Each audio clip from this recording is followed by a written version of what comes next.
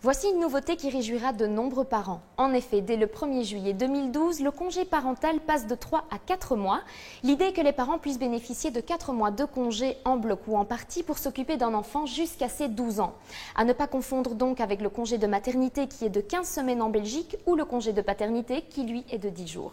Florence, pourquoi la Belgique vient-elle d'adopter cette extension du congé parental? C'est ce que demandait l'Europe depuis 2 ans. Il y a une directive européenne du 8 mars 2010 qui fixe la durée du congé parental à 4 mois en Europe. Cette directive laissait 2 ans aux États membres pour transposer cette mesure dans leur droit interne. Et c'est ce qu'a fait la Belgique en étendant la durée du congé parental de 3 à 4 mois à partir du 1er juin 2012. Quelles sont les conditions pour pouvoir bénéficier de ce 4e mois? Ce droit est ouvert tant aux travailleurs du secteur privé que du secteur public. Dans le secteur privé, il faut être sous contrat de travail avec son employeur pendant 12 mois au cours des 15 mois qui précèdent la demande.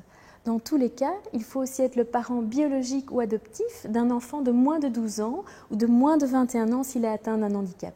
Est-ce que tous les parents vont pouvoir bénéficier de cette allocation de chômage de l'ONEM? Non. Pour peser moins lourd sur le budget de l'État, le 4e mois ne sera indemnisé que pour les enfants nés ou adoptés à partir du 8 mars 2012. Pour les enfants nés ou adoptés avant cette date, le 4e mois de congé parental peut être pris, mais il ne sera pas indemnisé. Et à combien s'élève cette allocation de chômage? À 693 € net par mois en cas de suspension complète et à 320 € en cas de réduction des prestations à mi-temps.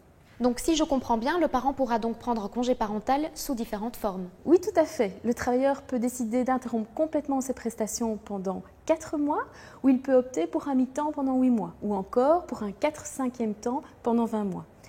Quelle que soit la formule choisie, le travailleur peut choisir de prendre son congé parental en bloc ou le fractionner sur plusieurs périodes.